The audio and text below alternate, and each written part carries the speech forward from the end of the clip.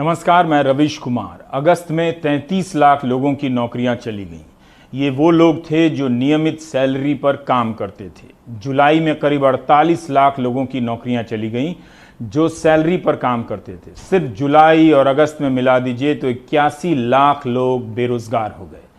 तालाबंदी के बाद से 2 करोड़ 10 लाख सैलरी क्लास वाली नौकरियां खत्म हो गई हैं।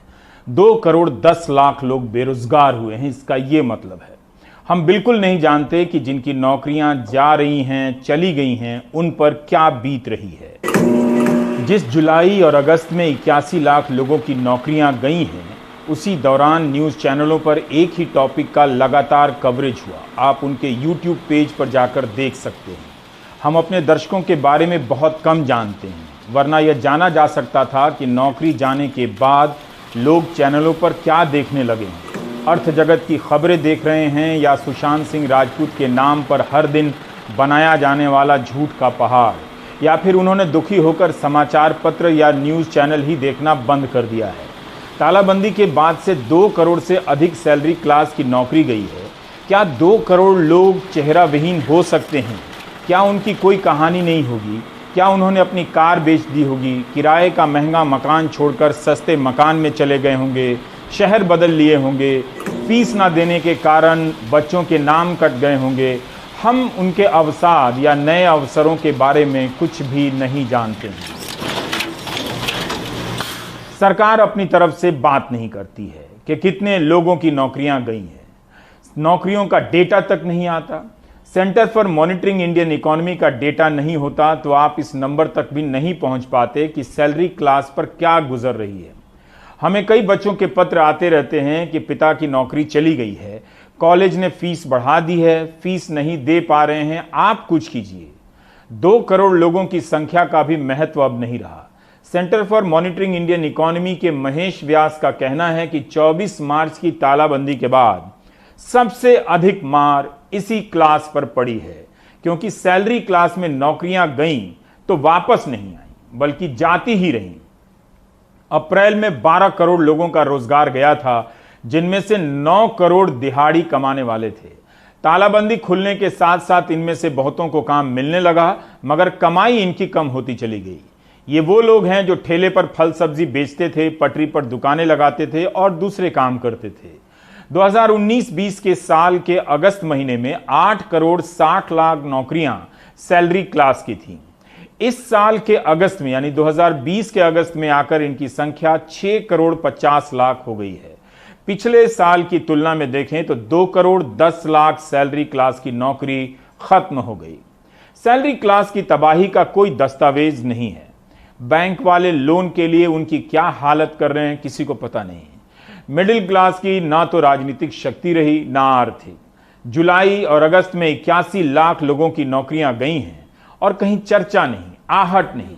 ड्राइवर, हेल्पर, मेड, माली, दुकान के कर्मचारी, गार्ड, ये सब सैलरी क्लास में आते हैं, जिन्हें नियमित सैलरी मिलती रहती है।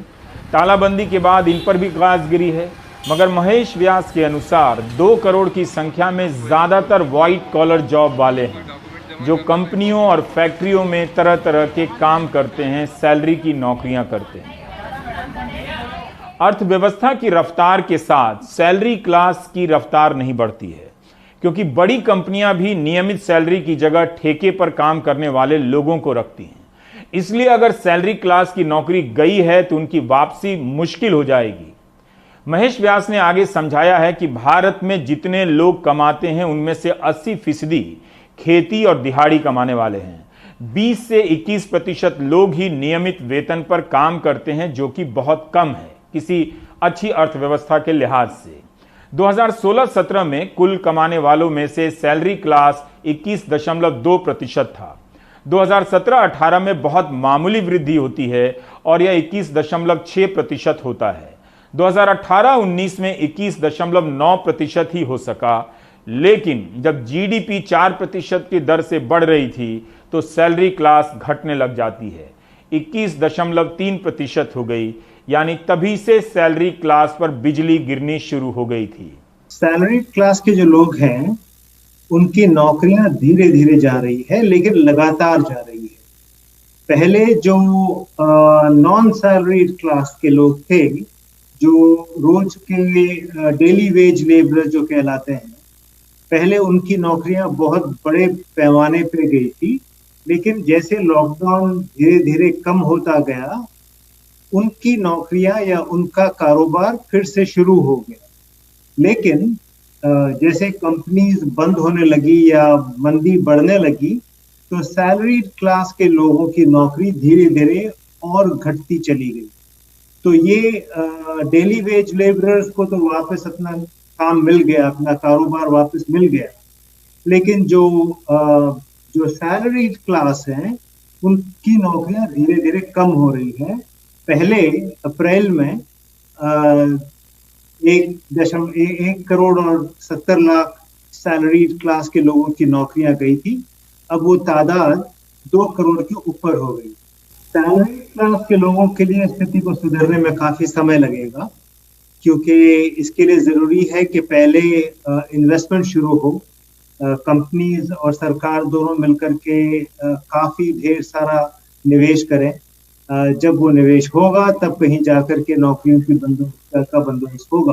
अभी तो कहीं पर ऐसे इन्वेस्टमेंट्स के कोई भी लक्षण नजर नहीं आ रहे हैं। तो मेरे ख्याल से काफी समय लगेगा इस बात को ठीक होने में।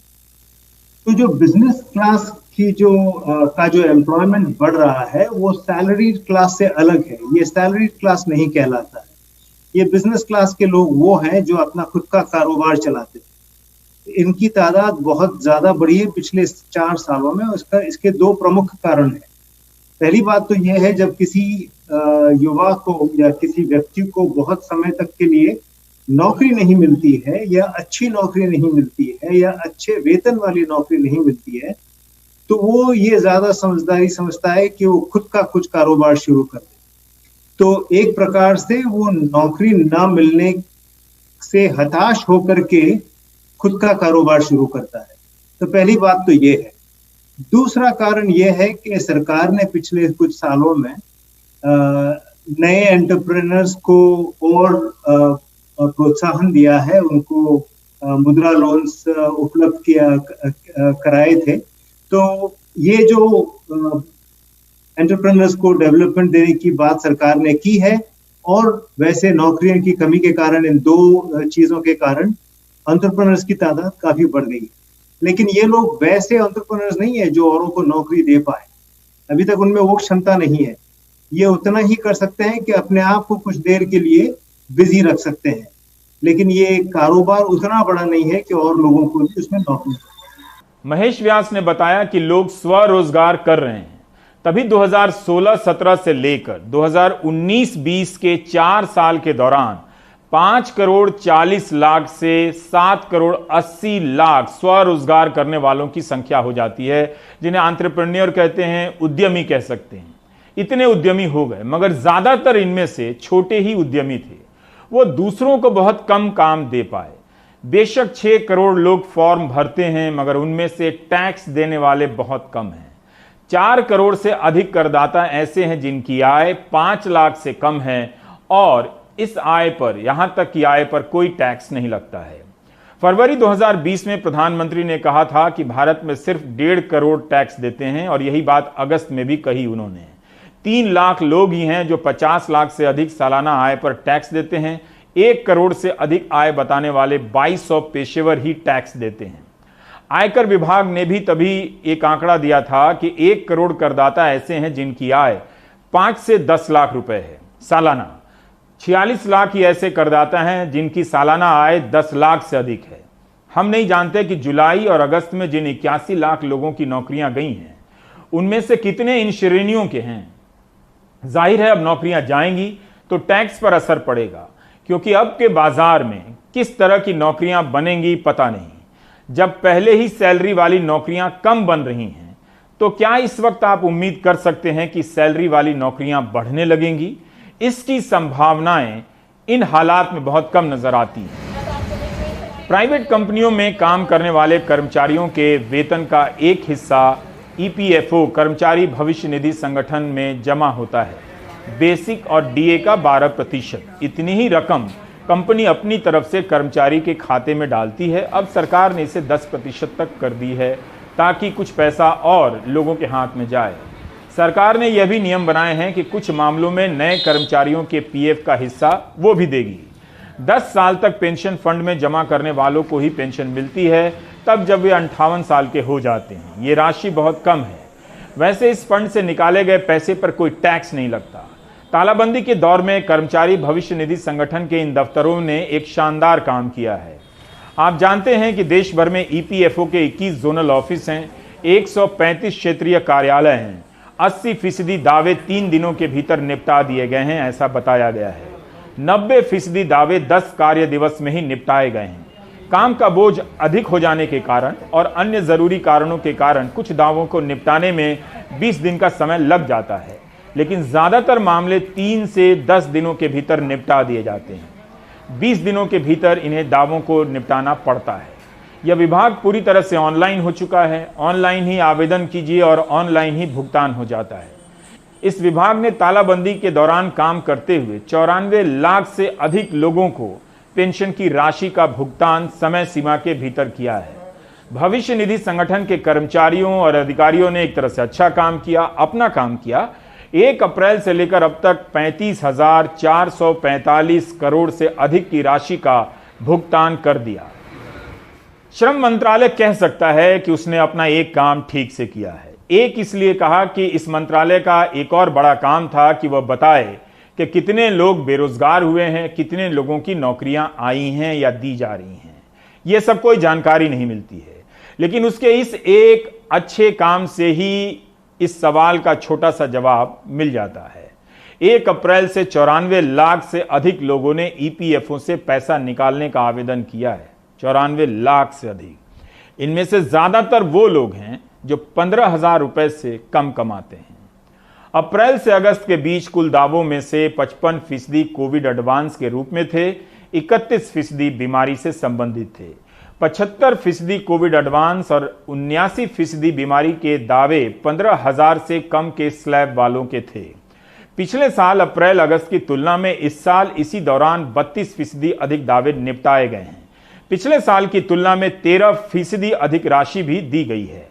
पिछले साल की तुलना में अप्रैल अगस्त के दौरान आंशिक निकासी दावों और एडवांस में 2 गुनी से अधिक वृद्धि हुई है। 212% की बढ़ोतरी दर्ज की गई है।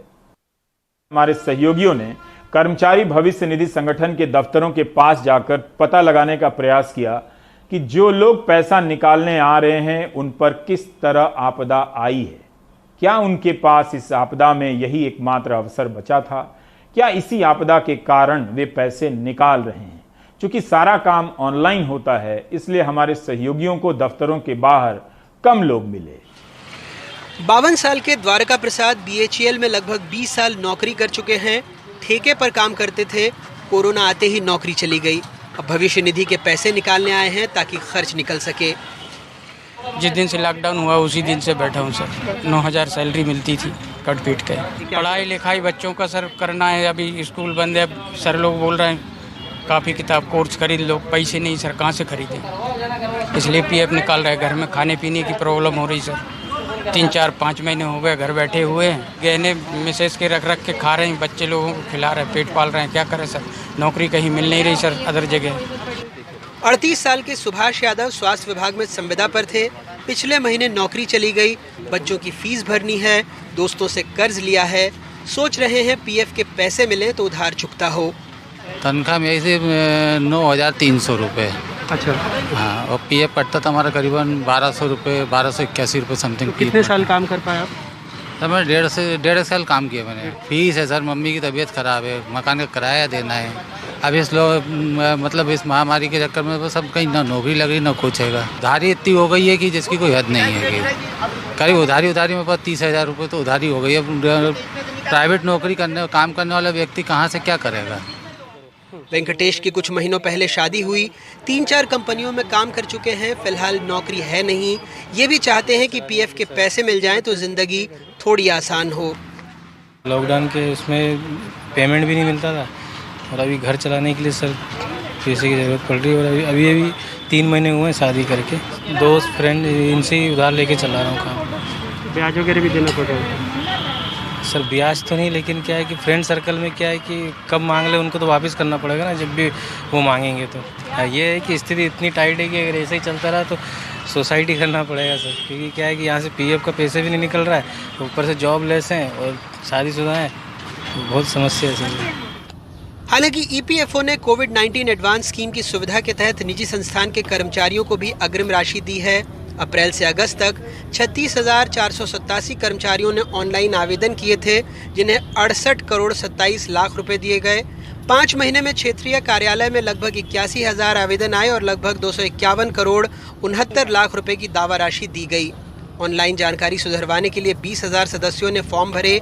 इस अवधि में पीएफ से जुड़ी 2600 से ज्यादा शिकायतों का निराकरण किया गया। 53,687 पेंशन धारकों के खाते में 6 करोड़ रुपए डाले गए। कुछ पेंशनधारी भी दफ्तर आए, इनकी अलग समस्या है। राजगढ़ के दिलीप सिंह कपड़ा मिल में काम करते थे, कह रहे हैं सालों से पेंशन रुका है, निराकरण नहीं हो रहा। मीरा यादव के पति मार्कफेड में थे, भोपाल के करौंद इलाके में रहती हैं, पति रहे नहीं, 2.5 साल से पेंशन नहीं मिली।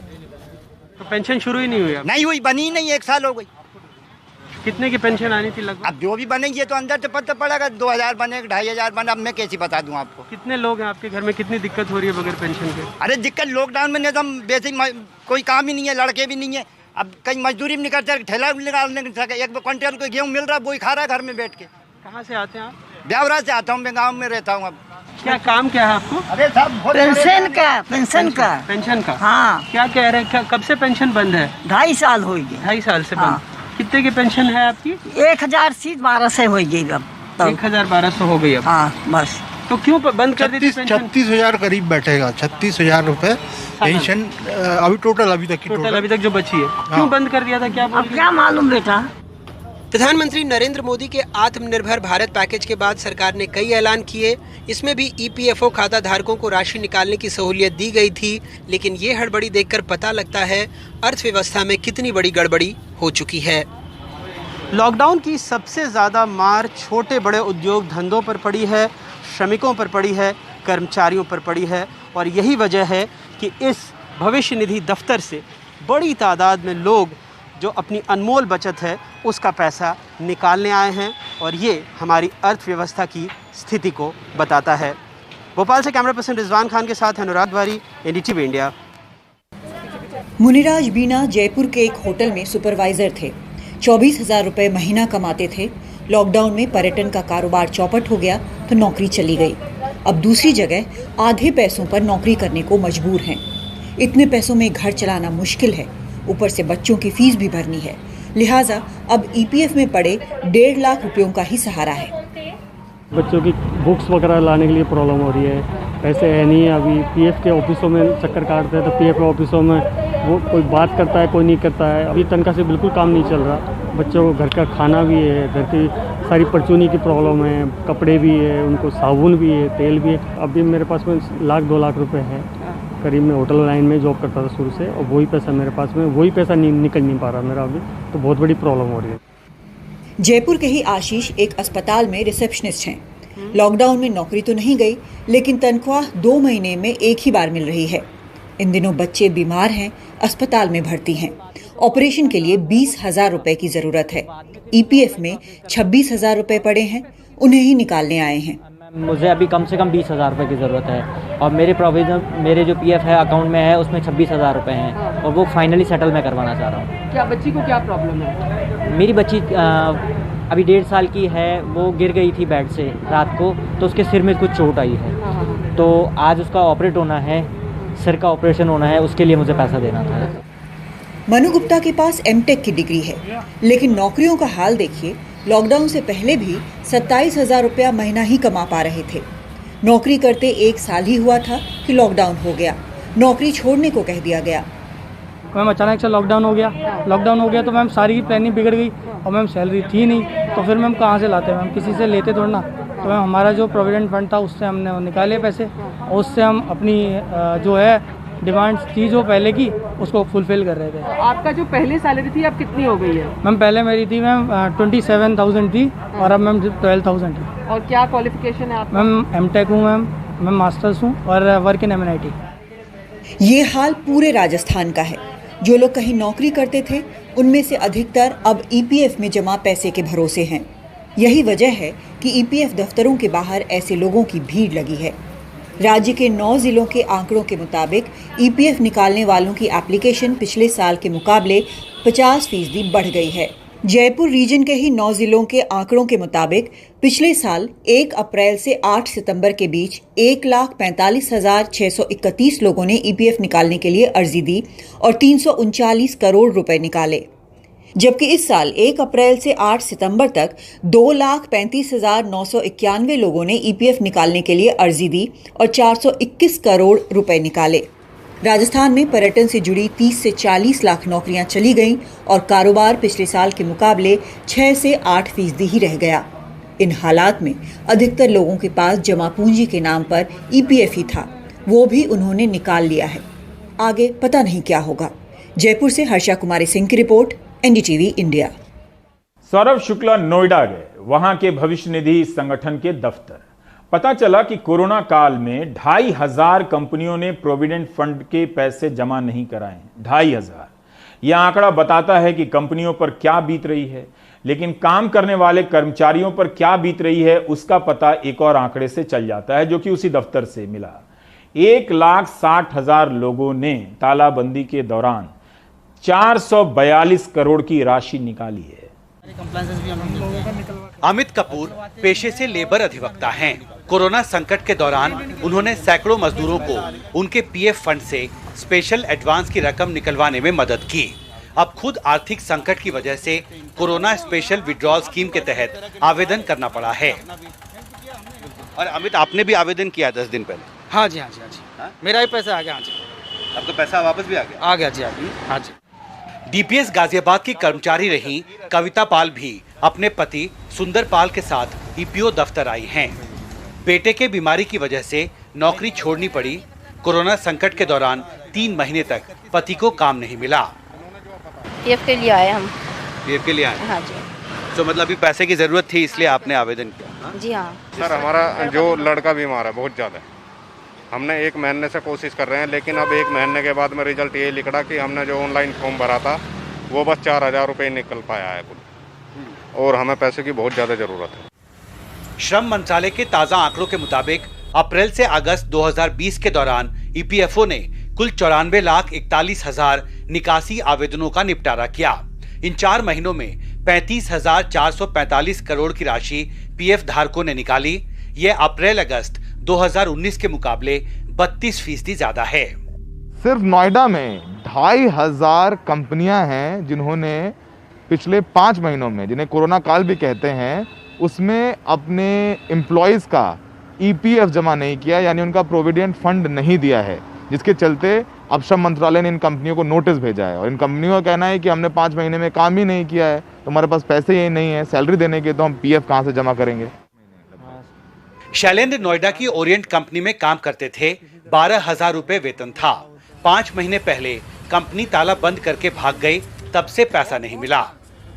इसी तरह तो चलाना ही पड़ेगा ना, जो था वो था, परिवार घर पे छोड़ दिए, फिर अपना इधर आए। तो बच्चों की फीस वगैरह कैसे दे रहे हैं?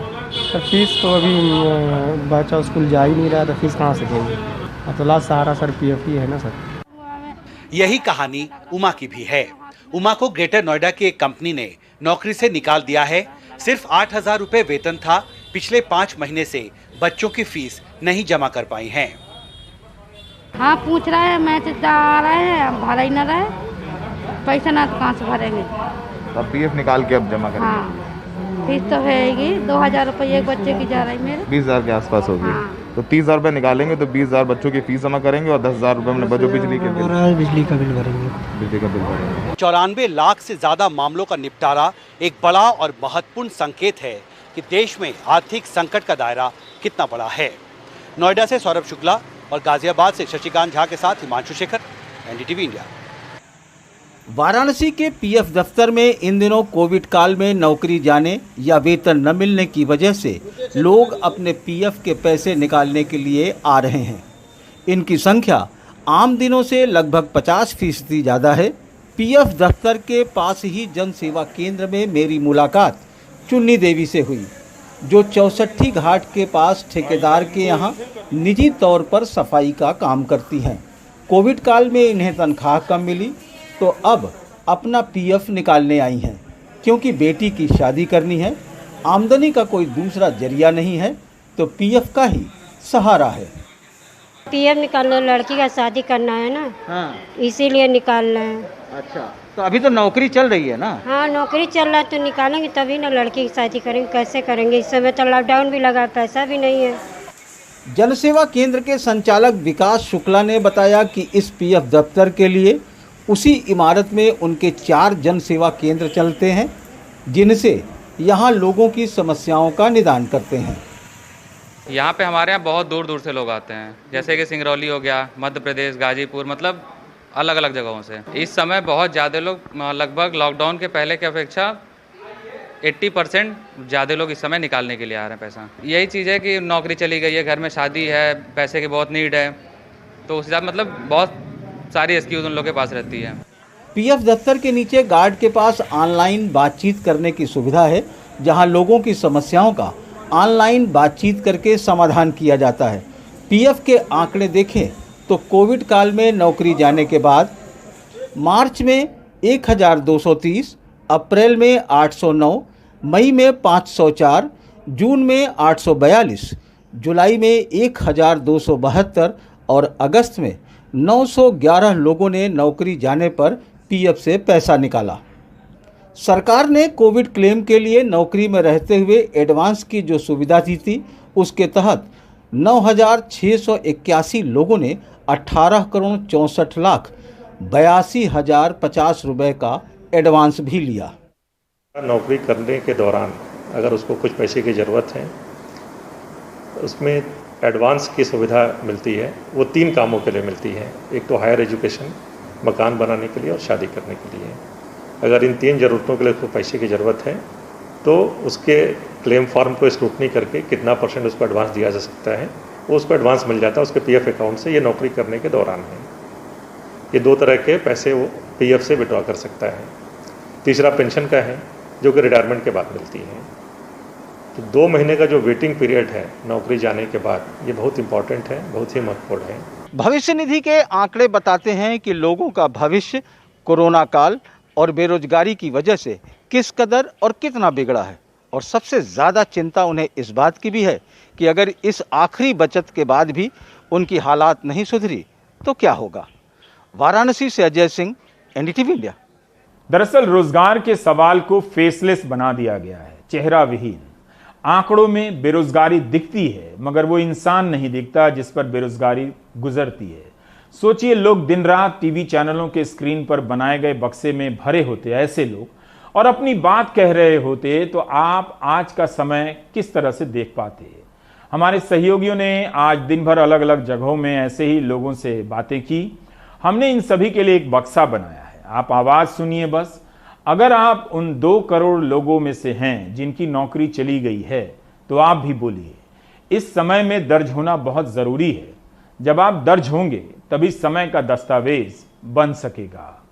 सर, हमारा जो लड़का बीमार है बहुत ज़्यादा, हमने 1 महीने से कोशिश कर रहे हैं, लेकिन अब 1 महीने के बाद में रिजल्ट ये लिखा कि हमने जो ऑनलाइन फॉर्म भरा था वो बस 4,000 रुपये निकल पाया है कुल, और हमें पैसे की बहुत ज़्यादा ज़रूरत है।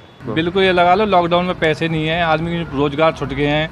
अब मैंने एक गाड़ी ली है, वो उसकी किस्त जमा करनी है। नौकरी चली गई थी मेरी लॉकडाउन में, उसके बाद में मेरा 1 लाख कुछ का वो बन रहा पीएफ, लेकिन मुझे हर बार घुमाते हैं।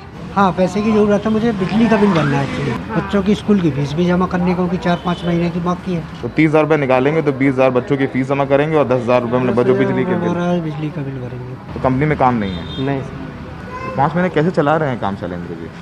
सर, किसी तरह तो चलाना ही पड़ेगा ना सर, जो था वो तो परिवार घर पे छोड़ दिए, फिर अपना इधर आए। किराया भी देना पेंडिंग है, और तो लास्ट सहारा सर पीएफ ही है ना सर। मैम पहले मेरी थी मैम 27,000 थी और अब मैम 12,000 है। और क्या क्वालिफिकेशन है आपका? मैम एमटेक हूँ मैम, मैं मास्टर्स हूँ और वर्क इन एमएनआईटी। सैलरी जितनी थी उसके हिसाब से हमने प्लानिंग कर रखी थी मैम, अचानक से लॉकडाउन हो गया तो मैम सारी की प्लानिंग बिगड़ गई और मैम सैलरी थी नहीं, तो फिर मैम कहाँ से लाते मैम, किसी से लेते थोड़ा ना। तो मैम हमारा जो प्रोविडेंट फंड था उससे हमने निकाले पैसे। बच्चों को खाने के लिए प्रॉब्लम हो रही है, जैसे बच्चों की बुक्स वगैरह लाने के लिए प्रॉब्लम हो रही है, पैसे है नहीं। अभी पीएफ के ऑफिसों में चक्कर काटते हैं तो पीएफ ऑफिसों में वो कोई बात करता है, कोई नहीं करता है, और बाकी घूम के वापस चले जाते हैं। कल भी मैं आया था, आज ही मैं आया हूँ, और पैसों का कोई सोल्यूशन नहीं है यहाँ पे। लॉकडाउन के उसमें पेमेंट भी नहीं मिलता था, और अभी घर चलाने के लिए सर पैसे की ज़रूरत पड़ रही है। और अभी 3 महीने हुए हैं शादी करके सर, किसी भी रिलेटिव्स, दोस्त, फ्रेंड, इनसे ही उधार लेके चला रहा हूँ काम। सिचुएशन तो ऐसा है कि सर सुसाइड कर लें, बाकी कुछ है नहीं तो उसको बेचेंगे क्या। सर मेरा वेतन मेरे को 9,000 सैलरी मिलती थी, कट पीट के। पीएफ मेरा 1,000-1,200 रुपये कटते थे। जिस दिन से लॉकडाउन हुआ उसी दिन से बैठा हूँ सर। स्कूल बंद है, सर लोग बोल रहे हैं काफ़ी किताब कोर्स खरीद लो, पैसे नहीं सर, कहाँ से खरीदें, इसलिए पीएफ निकाल रहे हैं। घर में खाने पीने की प्रॉब्लम हो रही सर, 3-4-5 महीने हो गए घर बैठे हुए हैं।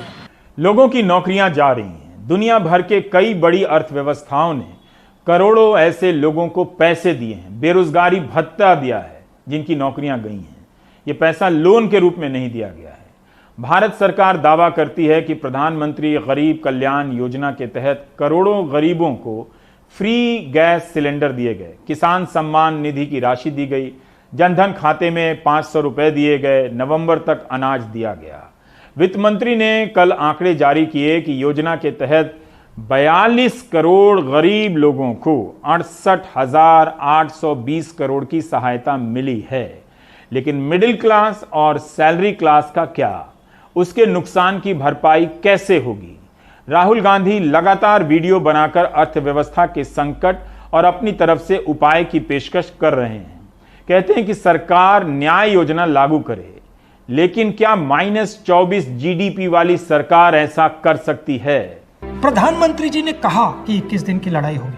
असंगठित क्षेत्र की रीढ़ की हड्डी 21 दिन में ही टूट गई।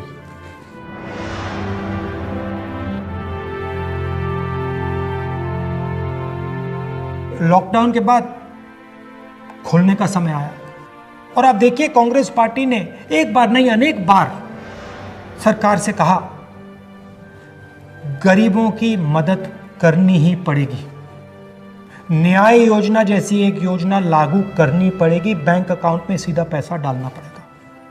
नहीं किया। हमने कहा कि स्मॉल एंड मीडियम बिजनेसेस के लिए आप एक पैकेज तैयार कीजिए, उनको बचाने की जरूरत है, बिना इस पैसे के ये नहीं बचेंगे। सरकार ने कुछ नहीं किया। उल्टा सरकार ने सबसे अमीर 15-20 लोगों का लाखों करोड़ रुपए टैक्स माफ किया। लॉकडाउन कोरोना पर आक्रमण नहीं था, लॉकडाउन हिंदुस्तान के गरीबों पर आक्रमण था, हमारे युवाओं के भविष्य पर आक्रमण था। लॉकडाउन मजदूर, किसान और छोटे व्यापारियों पर आक्रमण था, हमारी असंगठित अर्थव्यवस्था पर आक्रमण था। लोगों की स्थितियां बहुत खराब हैं, इसलिए लोग छोटे छोटे संगठन बनाकर जिलाधिकारी के कार्यालय के बाहर बच्चों की फीस माफी के लिए प्रदर्शन कर रहे हैं। दिल्ली में भी कर रहे हैं, गाजियाबाद में भी कर रहे हैं, हैदराबाद में भी कर रहे हैं और भारत के अन्य शहरों में भी कर रहे हैं। किसी माँ बाप को अच्छा नहीं लगेगा कि वो अपने बच्चों की फीस नहीं दे पा रहा है। अब हमें ये नहीं मालूम कि क्या उसी तबके में भी इस तरह से 2.5 महीने से एक ही विषय पर कवरेज का प्रसारण देखा जा रहा है। सचमुच कभी कभी लगता है कि दर्शकों को पहले समझना जरूरी है, लेकिन एक बात हमेशा साफ तौर पर दिखती है कि दर्शकों को इस तरह के कवरेज देखने के लिए मजबूर चैनलों ने किया है। आप देख रहे हैं प्राइम टाइम, बाकी ब्रेक के बाद।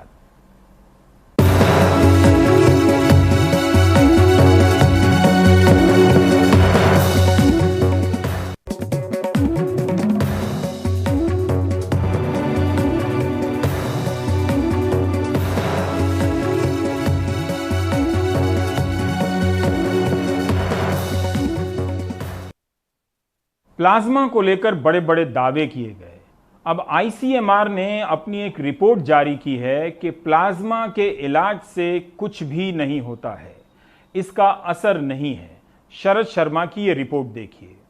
आईसीएमआर यानी Indian council of medical research, जो कि देश की सबसे बड़ी हेल्थ रिसर्च बॉडी है, उसने 22 अप्रैल से लेकर 14 जुलाई के बीच देश में 14 राज्यों में 39 अस्पतालों में रिसर्च करवाई प्लाज्मा को लेकर कि कोरोना मरीजों को अगर प्लाज्मा दिया जा रहा है तो उन पर किस तरह का प्रभाव पड़ रहा है। तो 464 लोगों पर इसकी स्टडी की गई। इनको 2 ग्रुप में बांटा गया और देखा गया कि जिनको प्लाज्मा दिया जा रहा है उन पर किस तरह का असर पड़ रहा है और जिनको प्लाज्मा नहीं दिया जा रहा उन पे किस तरह का असर पड़ रहा है। तो रिसर्च ये बताती है ICMR की कि ये जो थेरेपी है, कोरोना मरीजों को प्लाज्मा थेरेपी देना कोई कारगर तरीका साबित नहीं होता है। ना तो इस थेरेपी से उनकी मौत रोकी जा रही है और ना ही जो हालात बिगड़ रहे होते हैं कोरोना मरीजों के, उनको ही रोकने में कोई कामयाबी मिल पा रही है। जो 2 ग्रुप्स जिनको प्लाज्मा दिया गया, जिनको नहीं दिया गया, दोनों में ही मौत जो थी वो लगभग बराबर हुई। दोनों में ही जो मरीजों की स्थिति थी वो खराब हुई और बिगड़ने से नहीं रुक पाई। तो अब जो है जब प्लाज्मा थेरेपी का जो खुद ICMR ने रिसर्च किया है उसमें केवल ये पाया गया है कि जो प्लाज्मा थेरेपी है, अगर मरीज को सांस में कुछ दिक्कत हो रही होती है या उसको थकान हो रही होती है तो इसमें तो थोड़ी सी राहत ज़रूर ये प्लाज्मा थेरेपी दे देती है, लेकिन इसके अलावा चाहे बुखार हो चाहे खांसी हो, इसमें भी ये थेरेपी जो है कोई कारगर साबित नहीं हो रही है। मौत भी नहीं रोक पा रही है और ना ही हालात बिगड़ने से ये रोक पा रही है। तो ये एक नाउमीदी की खबर पूरी देश के लिए है, क्योंकि अभी वैक्सीन नहीं है। तो ऐसे में देश प्लाज्मा में बहुत उम्मीद देख रहा था, इस थेरेपी में बहुत उम्मीद देख रहा था। अब ये भी देखना है कि जिस ICMR ने, Indian council of medical research ने देश की राज्य सरकारों को ये अलाउ किया था कि आप अपने यहाँ मानवता के आधार पर जो मरीज़ हैं कोरोना के, उनको प्लाज्मा थेरेपी दे सकते हैं। तो राज्यों ने भी बढ़ चढ़कर बड़े स्केल पर प्लाज्मा थेरेपी देना शुरू किया। खासतौर से दिल्ली में हमने देखा कि देश का सबसे पहला जो प्लाज्मा बैंक था वो दिल्ली में खुला और करीब 1000 से ज़्यादा लोगों को यहाँ पर प्लाज्मा दिया जा चुका है।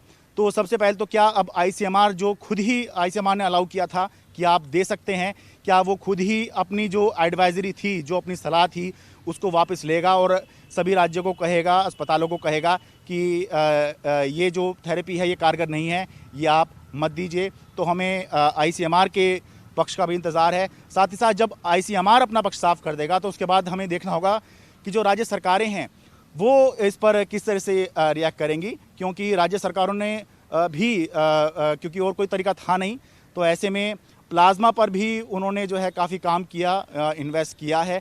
तो उनको भी अब देखना होगा कि अगर ये तरीका काम कारगर नहीं है तो फिर और क्या तरीका हो सकता है जिसके ज़रिए ज़्यादा से ज़्यादा लोगों की जान बचाई जाए। दिल्ली से कानन पात्रा के साथ मैं शरद शर्मा, NDTV इंडिया।